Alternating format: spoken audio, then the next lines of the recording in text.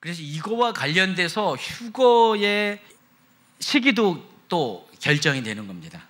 이와 같은 세 종류의 7 재앙을 어떻게 해석하냐에 따라서 휴거의 시기도 결정이 되고 환난의 대상과 범위가 달라진다는 것입니다. 여러분이 잘 알고 있는 휴거설은 3가지의 휴거설이 있습니다. 근데 이 휴거설도요, 전천년설에 해당하는 휴거설이지, 천년왕국도 3종류의 주장이 있잖아요.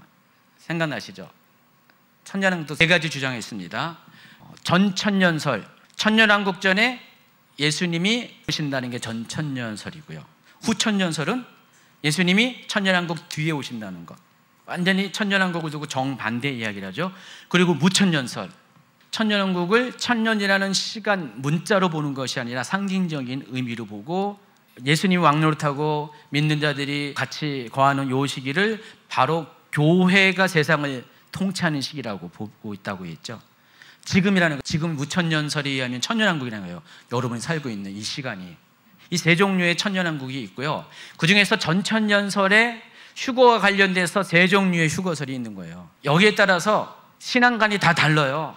어떤 천년왕국설을 내가 인정하냐에 따라서, 또 휴거설도 어떤 휴거설을 인정하냐에 따라서 신앙관이 다 달라요. 굉장히 이게 아주 미묘하면서도 굉장히 중요한 결정을 줍니다. 어쨌든 휴거가 7년 환란이 시작되기 일어나는 경우로 환란전 휴거설이라고 이야기하고, 이럴 때 그 대상은 믿지 아니한 자와 불순종한 자라고 또 이야기합니다. 7년 환란이 시작되기 전에 믿는 자들은 다 휴거를 당한다는 거예요. 그래서 믿는 자들은 환란 가운데 있을 수가 없다라는 거예요. 그래서 환란절 휴거설에 의하면은 믿는 자들은 재앙을 당해요, 안 당해요? 전혀 안 당한다는 것입니다.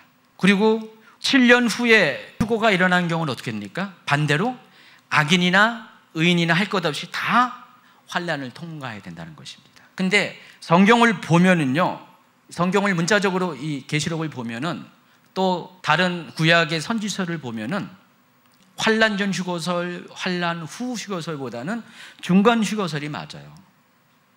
그래서 하나님께서는 일정 기간 동안은 성도들도 환란을 통과하면서 불순물들이 빠지고, 아직 심판은 본격적으로 온 거 아니기 때문에, 아직 기회는 있기 때문에, 아직 그냥 중간지대에 있는 사람들이 정신을 차리고 6가지의 인의 재앙을 통과하면서 정신을 차리고 하나님께로 돌아오는 기회를 마지막으로 더 주시는 것이 하나님의 성품과 하나님의 그 섭리로 따진다면 그게 가장 타당한 것이라고 저는 생각을 합니다.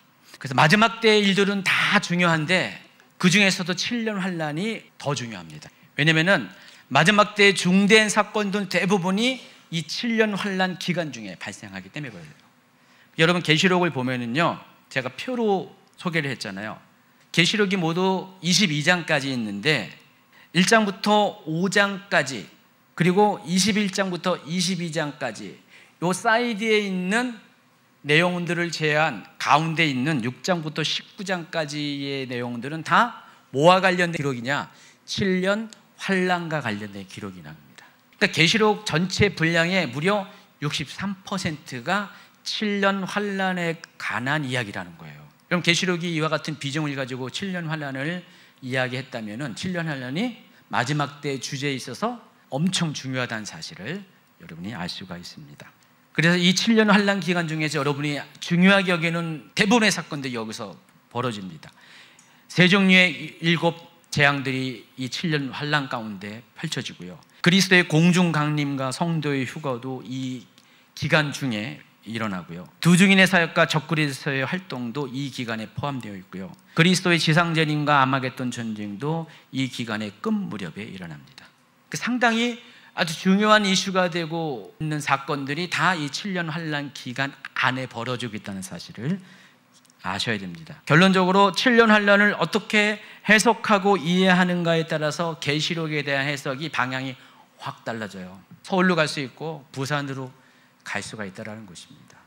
제대로 하나님이 말씀하신 제 길을 찾아갈 수 있고 엉뚱한 길로 갈 수가 있습니다. 그래서 이 마지막 때 연구에 있어서 7년 환란을 이해하는 것이 너무너무 중요하다는 사실을 아시기 바라고요. 다음 주에 이 7년 환란에 대한 한 가지 주제만 가지고 다음 주에 제가 다뤄드리도록 하겠습니다. 오늘 한 내용이 좀 어렵습니까? 여러분 기억하셔야 될 것은 어린 양으로 오신 예수 그리스도, 그리고 예수님이 왜 어린 양으로 오실 수밖에 없는가? 그것은 바로 구약의 땅 상소법과 관련된 매매 증서, 겨당 증서와 관련이 있다는 사실을 아시기 바랍니다. 예수님이 우리의 죄를 대속해 주어야지만 저당 문서가 봉인이 해제되듯이 하나님 나라의 심판이 열리게 되면서 영원한 하나님 나라가 심판 너머에 오게 되기 때문에 예수님은 어린 양으로 오실 수밖에 없다는 사실을 아시기 바랍니다.